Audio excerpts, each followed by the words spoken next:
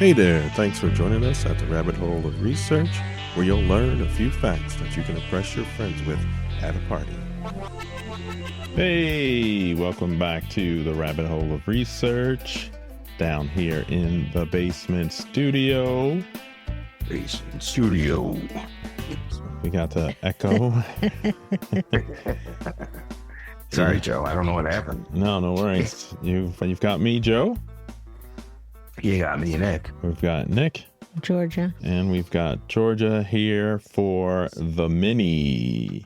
Yep. Last episode, we talked about Spider-Man and his villains and looking at Spider-Man through the lens of his villains and what that revealed about him. We had a guest on, Alex Haynes, from the YouTube channel Haynes for Heroes.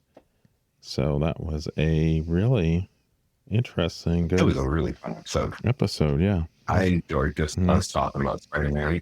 It was and nice, just yeah. all three of us geeking out. I think Yeah. Unfortunately, Georgia wasn't on this episode. Were you, Georgia? Yeah. I wasn't. I missed it. She had I to feel work. like you're excited about the Spider-Man movie coming out, huh? Oh, so excited. I think I'm going on Wednesday night, which is the day this episode drops. Mm-hmm. Yeah, right. Going to see a premiere? Right. It doesn't come out till Friday, does it? My buddy of mine got tickets, so yeah, he gave one to me. Oh, so it's And like I'm going, early screening. Okay. Or not early, but a couple days early. You Yep. didn't tell your daughter that, did you? Mm-hmm. I need to go see it first. That way, when she does get to go see it, Uh-huh. I can leave if she needs to. Right, Oh, right. That makes sense. That's a good idea. Very good idea. Yeah, And then you'll know if there's Come on. like some scary spots and stuff. exactly. Mhm. Hey, it's her first movie. I can't just throw her in and hope she stays the entire time. Right. Yeah. Right. Should be fun. But yeah, unfortunately, this episode's coming out before we're able to go see it. Yeah, and talk But, about it. Yeah, because we had planned originally, the original release date, we would have seen it before this mini recorded and could have talked about it. But, And it was close. I mean, they changed the date. And So, do you guys, and you guys might have talked about this in the episode, but do you know which villains are in the movie? we Or- I don't. we didn't talk about that in the I don't. episode, and I don't really, people have been speculating, but I don't know. I Okay. think it'd be, So it's been kept as a secret, huh? for the most No. part, yeah. And I think, The people know. I feel like there's been stuff out. Yeah. Because I also don't watch don't know. the trailers. I was going to so say, I don't the refuse doing trailers that. give you? I guess I haven't watched any trailers either, but the ones I've seen, there was no real indication of heroes and things like that, or villains, sorry, or what other heroes will be in there, right? I mean, I think that's still up in the air. Is it Yeah. speculating? I think the only one I've heard confirmed is Frank Castle. Yeah, I heard, yeah, or Daredevil might be in it, but yeah. Well, Yeah, so I don't know, and I'm not even going to look it up until Yeah, just I go go see see it. it. Be surprised. Yep. I was going to add one thing I didn't mention in the episode was that I thought Captain America probably has a hero origin story similar to Spider-Man and kind of his goodness. That we talked a lot about what makes you good and that line if you do it, but I think he also has that Kind of ability to sacrifice himself, a little bit of innocence. right? And that innocence. Yep, that's a perfect way to put it. I want to say that in most stories, you'll see that Cap relates to Spider-Man because of their background. Yeah. But yeah, I just think the most touching Spider-Man moment was when him and Iron Man were embracing. mm-hmm. Yeah, we mentioned that. Yeah, Oh, yeah. That's the one that really sticks with you. Yeah. I think we did have some theories about the movies, though, Yeah. going forward. Right. And it's Well, like, Yes. Yes. We I did. can't wait to see how close we are. I mean, everyone who listens to this might already be like, oh, I already know, but yeah, Well, we're from the You past. you can talk about it at the next mini. Right? Oh, yeah. Yeah. Right? Yeah. Yeah, there was some even further out to the Doom movie and things like that. So some reoccurring Spider-Man behaviors, I guess. Yeah, so we'll see. Yeah, you gotta listen to the episode. Go back, I check out have episode not. 76. It's probably obvious that I haven't listened to the episode, but I have a good reason. I'm in the throes of summer reading, and it's been crazy. And I only have 2 programs left, and that'll be it for summer reading 2026. There you go. Go to your local library and get the finale of summer reading. So, That's right. I'm reading. cool. There's still time. There's still time to do it. Everyone can do it. Go read your books. Reading is good. It is good.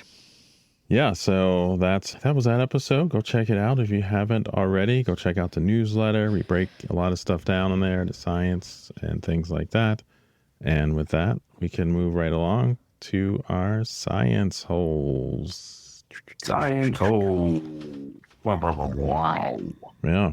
Doctor, what's our theme song for that? I don't know. I'm not doing it. Going down the science hole. You're right. No. Yeah, doesn't sound right. All right. Not quite a science hole, but something that I think this was interesting. It was an article in the New York Times, and they were covering the story about how ChatGPT led to this near fatal incident, health crisis. And this man has filed a lawsuit against the company. Oh, damn. Yep. Really? Yeah. So really. Actually, they've been coming out a lot more often in our minis. Yeah. So this appears to be the first case that argues that someone seeking guidance about a medical condition was led astray by the ChatGPT bot. And it's just really fascinating because they do put in all these safety features which encourage users to go find a professional and to end the conversation when there's kind of signs of a true medical crisis. But unfortunately, in this case, because the conversation, the way it went, the ChatGPT agent just kept going in circles like, oh, yeah, this is what's happening to you. Don't worry about it. We know. Just get some rest. So it's like a rogue chat.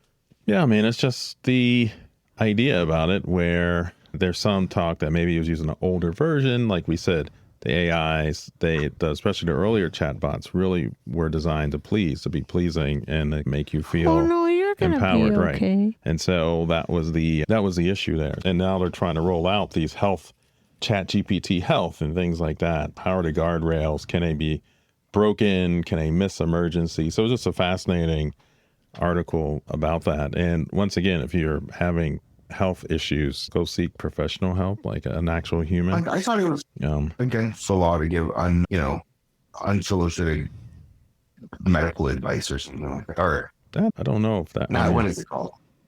You can't give just medical advice out because it could come back here. So what does it go back to? Yeah, the company, I guess. That's the lawsuit, right? Sued. That's who's being sued. So that they created a product. No decisions yet, right? Yeah, it's just new. Yeah. Yeah. So just I know it's like working in a library and doing reference. You have to be really careful if people ask about any medical.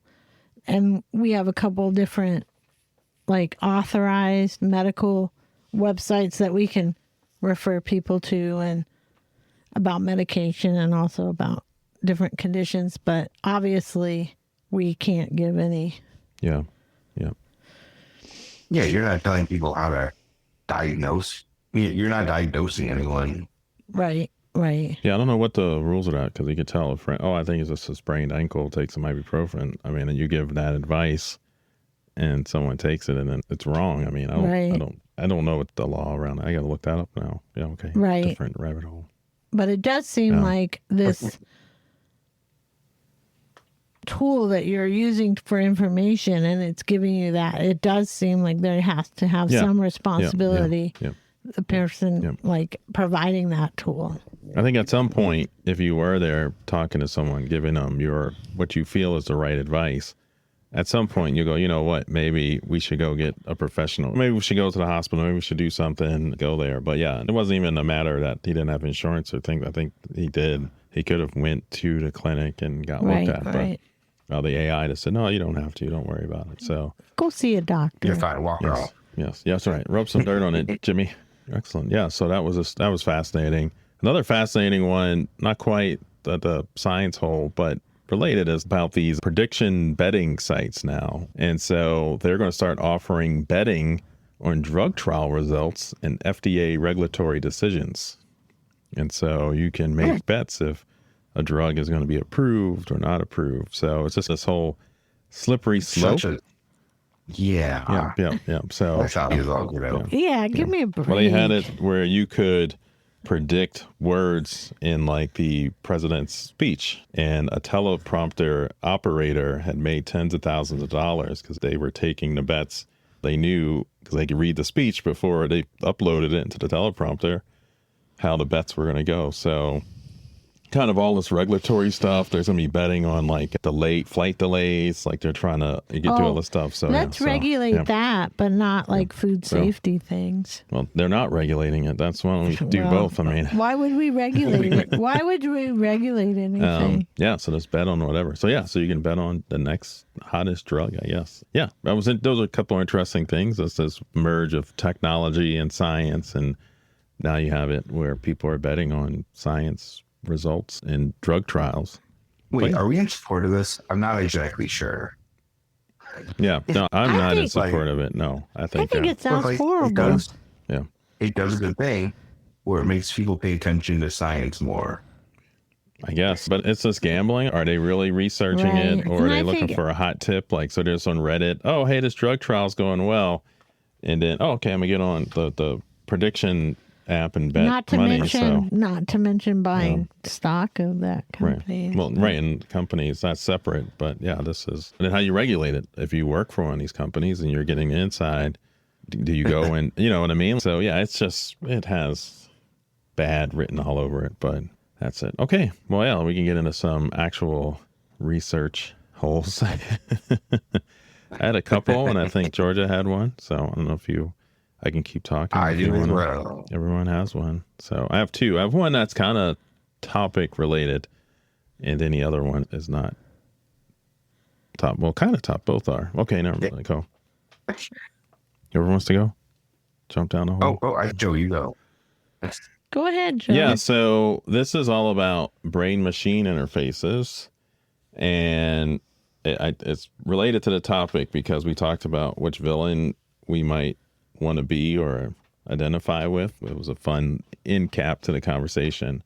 And I had said Doc Ock, and his whole thing, he was making these brain machine interfaces. He had the tentacle arms. And so this is related to that because they're making these devices that use electrodes to implant into the brain, dozens to hundreds of electrodes that can decode neural activity and restore people's ability to move, to speak, to control prosthetic limbs, type, things like that. So it was really interesting and fascinating area of research that's going on. And that was, I mentioned, I think Doc Ock, he was on that, but then the chip he had malfunctioned, and he became a villain more and probably just needed some help. So because you have these electrodes and you're doing this, you're getting a whole bunch of other data, and you can ask other questions and look at that data and take that as an opportunity to learn some basics about how the brain works, things we don't know, and overturning assumptions about brain anatomy and how jobs are handled in the brain. And so a paper came out was about how a brain builds a sentence. And the short of it is that they found that these neurons in the frontotemporal cortex part of the brain, that the individual neurons are acting as specialized kind of linguistic building blocks. And so they always thought language was just a diffuse project, a whole network but really you have neurons that are thinking about the noun, the verb, the adjective, and they are firing as your brain is constructing speech to put together your sentences and kind of language model there. So it was really fascinating at this kind of cellular level. A couple of caveats. One, this was a temporary snapshot. And so there's a lot of evidence already that neurons switch roles. Are they always permanent roles? And then the other one was that it wasn't quite clear how you have just a background electrical hum. And so the idea, you could have one neuron doing language and the one right next to it is doing something totally else. And so how is this kind of balance maintained and things like that? So yeah, it's just really interesting kind of the brain. We're learning a lot about it. There's the connectomics projects that are happening to map every cell at high resolution in the brain. Really fascinating work. And that combined with this to give even a higher resolution of the neurons and how they communicate and how they interact. So yeah, just really, I thought it was really interesting. Wait, so have you got human trials yet? Which one?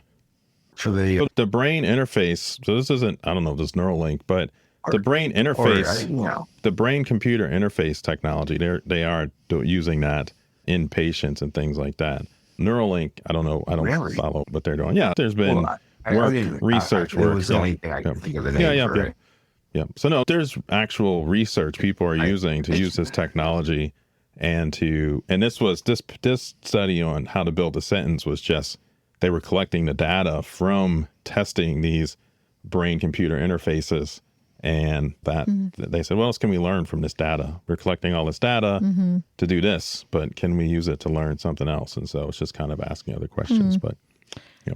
It reminds me of, and I'm going to get this horribly wrong, but about evolution and humans and their use of language because of where we in the brain our language center is. Was it because it was right next to because we use our thumbs and our hands in a certain way, and that's right next to the language area, and so then that was why humans developed much more language. I can't remember, but then I just think about the more we kind of find out, and then I don't want to say mess with it. What else can that lead to? I don't know. Once if you understand how language, then you can make your brain computer interfaces more efficient, right? So you know exactly where you need to put the electrodes or things like that. So that's what could be the next step in some sort of evolutionary? I don't know. I can't even. My brain. You communicate with other people. Yeah. My little puny brain can't think of what that would be, but and the smallest little headways in that type of research could probably make huge differences. Yeah, especially if you're suffering from one of these disabilities or you have a catastrophic incident that you now need to, And then you think about people that have different disorders where they don't have spoken language and then being able to communicate. I could see this having like a huge effect on that. Yep. All right. Yeah, I'll put all the links to all the stuff in the show notes. So. All right. Well, I don't know why I picked this science hole because I have a hard time pronouncing this word. And they give me a hard time about it at my work. But axolotl. Am I saying it right? Sounds right to me. Oh, wow. The axolotl. Sure, close enough.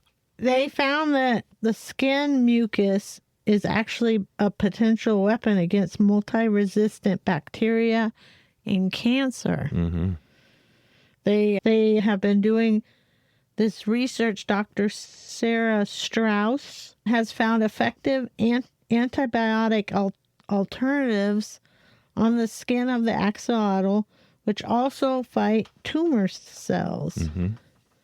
So I don't know if you want to enlighten us any more on this, Joe, or... It was interesting when you sent it my way, but yeah, they looked at 1,000 or so of these antimicrobial peptides, and they found about 22 which were effective candidates from the mucus. And essentially, they're these amino acids. So amino acids make up proteins with positive charge and have kind of water repellent components. So, and that's important because that enables them to bind to the cell wall of the bacteria, poke holes in them, penetrate the cell and bind to molecules within the cell, damaging the cell, leading it to death. But they also found that these can also act against fungal and various viruses. So they also have some interaction there. And they found 4 that had anti-carcinogenic effect.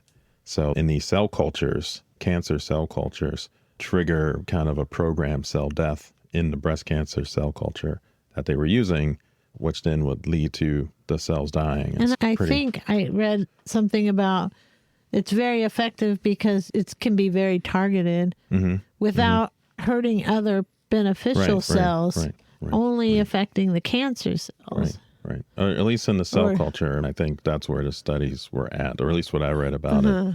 And that's kind of, so limited right now, but potentially exciting. Right. So and I guess it's something that can go further. Yeah, I guess axolotls are known, for their ability to grow limbs, organs, and even parts of their brain and heart. So I guess, is that why they were really looking at axolotls in particular? I mean, they are also endangered species as well. That's right. I was going to mention that. They're native to Mexico, but they're threatened with extinction. So I think there's been efforts to preserve them, but you're right. They're regenerative properties. They're a model system for that. So I think they're being studied. Maybe similar to a Spider-Man character, right? Well, yeah. I mean, who would that be? We talk about, was it a scorpion? Or and the lizard, back. Dr. Connors, who was trying to regenerate his arm. Oh, he's getting it. They're kind of all have, the arm. That's right. That's right. Yeah. Scorpion was paid off to go through like a radioactive scorpion or whatever.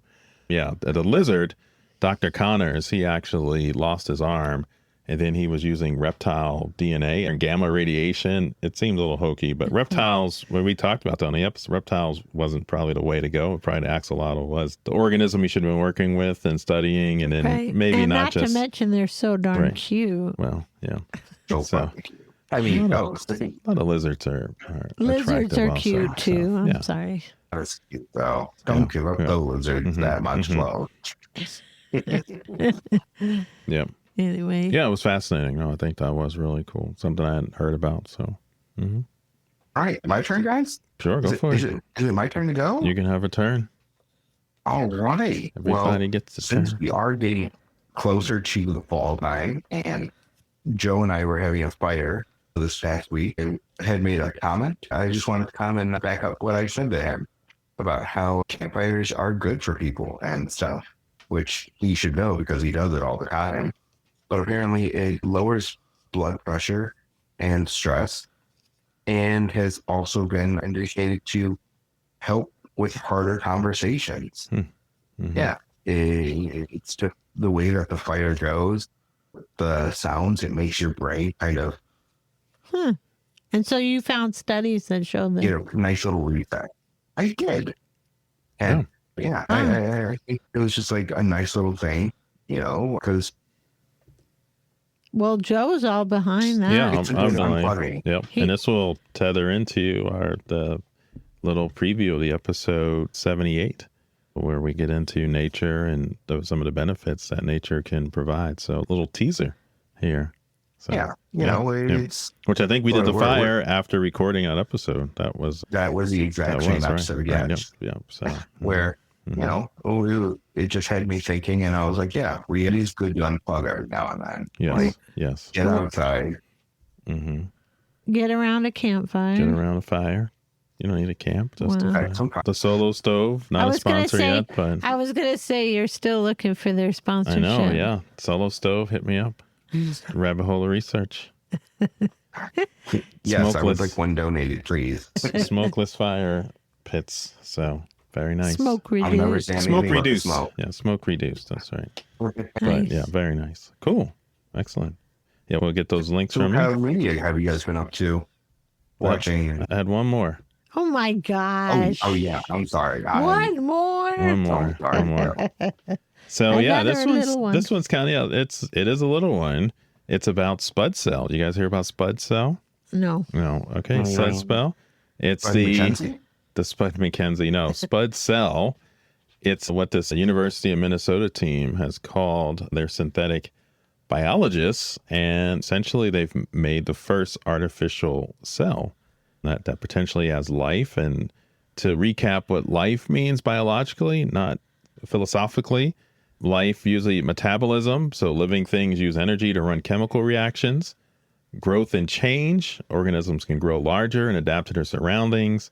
Reproduction, they create new copies of themselves to keep their species going in response. They react to changes in the world around them. And so synthetic biologists want to create an artificial cell that they can manipulate to make different products or to do different jobs that may not occur naturally. AI. Well, no, not AI, life, real life. I don't know. They want their AI more lifelike, so they're going to just make it synthetic, fake biology. What are you talking about? Okay, stop with the hand wavium over there. Yeah, what this team did. Oh man, I'm not even there for I this know. one. It's I love like, it. I don't know what's happening. It's like AI's doing everything. Sound Let's artificial. let's cool our jets. Yeah, it's an artificial cell, but made with biological bits. So what you usually try to do with an artificial cell is you start with a living cell and you purify bits of that, and then you try to recapitulate that and make something that's living. What they did here was they said, well, let's do it the opposite way. Let's get 36 enzymes that work, a small genome, make plasmids. So this is like small bacteria use plasmids. They're like little circular pieces of DNA, and they can do work. So you put the DNA in there, and using kind of this very controlled and limited genome, they call it a protein synthesis using recombinant elements. They then can have the artificial cell make its proteins that it needs to do functional work inside the cell. They figured out a way to have it divide. Most cells need some sort of cytoskeleton or cytoskeletal elements as kind of scaffolding that will help the cells kind of divide. That's always been a bottleneck in artificial cells because if they don't have that, they can't divide. What they do here is they let the proteins crowd together on the outer membrane. And as they get more crowded, that makes mechanical stress, and then the membranes will split and you get a duplicate. They feed the cells with like tiny little liposomes with nutrients, and so they fuse to them and they make it bigger and bigger. So you kind of have all the elements of kind of life there that's going, and they can sustain themselves, do replication. So it's really interesting that they got this to work and has this artificial life in a test tube. So yeah, so pretty cool. Well, yeah, I didn't even think about that being an option for them. Yeah, no, so this is neat. So, but yeah, and then I'll put the link to their website. They have a paper now going through peer review. But yeah, they're just thinking of different things they can do to make the system a little better, a little more self-sustaining. But it's interesting. Life finds a way. So cool. So yeah, I thought I'll bring that up. The SpudCell, just kind of neat, and probably tethers also to the episode because according to Georgia, you do this, you'll become a villain. You put AI in it, and next thing you know, you're a Spud man, woman. I don't know. Spud McKenzie. I don't know. I just feel like this is how things start. I don't know. More than things have already started. This is what we're talking about. So people can be aware and know. And wait, is Georgia now a conspiracy theorist? I know. Yeah, I don't know what's happening. Normally it's me. Dang, Georgia, you can't steal my job. Yeah. What right. are you, AI? Yeah, right. There it is. Everybody's AI. Stop it. We could move on to media hole. Yeah, sure. Go for it. Well, what have you guys been watching? What's been good? Well, we started the Maximum Pleasure. We're like on episode 4, I want to say. So not too far in. You finished that? Yes. If that was the last episode of the season, then I believe it was. Okay, just one season, right? Yeah. Right now, yeah. We were watching it as it was airing. Oh, wow. Okay. Yeah, so that's pretty good. Definitely. Very good. We're Definitely tension based. so far, yeah. We're only a couple episodes in. Yep. Yeah. It's like Pretty good. Yeah. Yeah, we're watching Trying. So that's another one that's really, it's got 5. I think the 5th season has come out. But I didn't worry about it. We just started. Just started it. It's on Apple Plus, I believe. And it's about a couple who are just in their relationship trying to adopt. It's British, set in London. So, yeah, really fascinating, really fun and interesting. And so yeah, something to check out. Great. Something a little different. But yeah, I'll have to check that out. If you like it, though? I do. Yeah, no, I like it a lot. Yeah, it's really, It's a lighthearted. Yeah. Like, Got some laughs. yeah. It tugs on the heartstrings a little bit. I mean, there's I don't need everything to be right. like, oh, is there something that makes me cry? Is that what you guys are trying? I don't know if it would. I don't know if you're gonna cry. I mean, you might. I don't know what your emotional I state think that is. the characters are very likable. Yeah, maybe Don't if you're you think? Yeah. very likable. Yeah, maybe if you're AI, you'll cry because you won't know. You'll be like, I need to cry now. You never know with me. Sometimes I'm AI. What else you have, Jordan? Or, Oh, I was just going to say it. And then the book I'm reading is a graphic novel. My favorite thing is Monsters by Emil Ferris. And this has been something I've wanted to get for years. I'm trying to think when this came out. Oh, it actually came out in 2017. And I can't believe I haven't read it yet. So I ended up with a copy of it, and it's really amazing. And it's set in Chicago, which I didn't realize. So, yeah, if you haven't checked that out, it's really amazing. yeah, that sounds really cool. What about you, Joe? Any other books? I got edits back from my agent, so I've been working on those. So after finishing Pimp My Airship by Maurice Brodus, I am kind of taking a break. We just got to I see. was going to say, that was at it an still event. active in the literary community? We went to an event at the Bucket o' Blood in Avondale here in Chicago. Oh, And yeah. Did you guys have a good time there? yeah, I had a really good time. Met several, Well, eight different they authors had were just there. like Yeah, and Golden, Maurice Brodus, Nick Medina, Nick Medina, just trying to... Christina Henry. S.A. Barnes, Jonathan Jans, Daniel Krauss. Of Of course. Channels, yeah. Gus Moreno and Theodore Van Alst. And so, yeah, really cool. And it was Yeah, I have. fun because Nick and Ted, they had stories in the Red Line Chicago Horror Anthology that I have a story in. So it was really neat. They're all, a Chatting lot with of them are in the In the Stand. Into the World Into the World as We Know It. anthology. So, yeah. I think you would, if you check out Nick Medina and And it was kind of celebrating Christopher Golden's novel, Carry Me to My Grave. And it was called Carry Me to Your Bookshelf Tour. So, yeah. So, and then they got all and these he got all these people together. And who then had they, stories in the different, End of the World as We Knew It. He was the editor along with Brian Keene. It was really awesome because I think you could tell most of them knew each other for a while. Yep. And they had these panel discussions that were really... Yeah, and I invited a few folks to join us on the podcast. They said they would, so We've we'll see. asked Daniel Krauss Daniel like Krauss. 3 times. Christopher Golden, Maurice Brodus to join us. Nick Medina. So Yeah, we that would they be all seem amazing. very Yeah. interested. So yeah. So if they're listening, hey, well, you'll be getting your emails. Season 4. We're hoping. Yeah, come on. We have a lot of fun. And if you can send us over a copy of a book, that'd be great too. Yeah. Or if there's any advanced copies. So put a plug in for the library. Go check out at the library. They probably have all these books. And I probably have. We did purchase a copies. few. Yeah.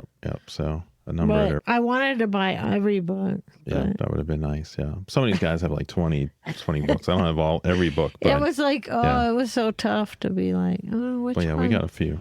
So enough to get you hooked. Very cool. Excellent. Yeah. What else? Anything else you got, Nick, there on the media holes? I know it's going to sound bad, but I'm only halfway down with Obsession. I had to stop for the night, but we were watching that earlier. Oh, wow. Yeah. It's really good. I'm enjoying it. Oh, my gosh. It's just... Yeah.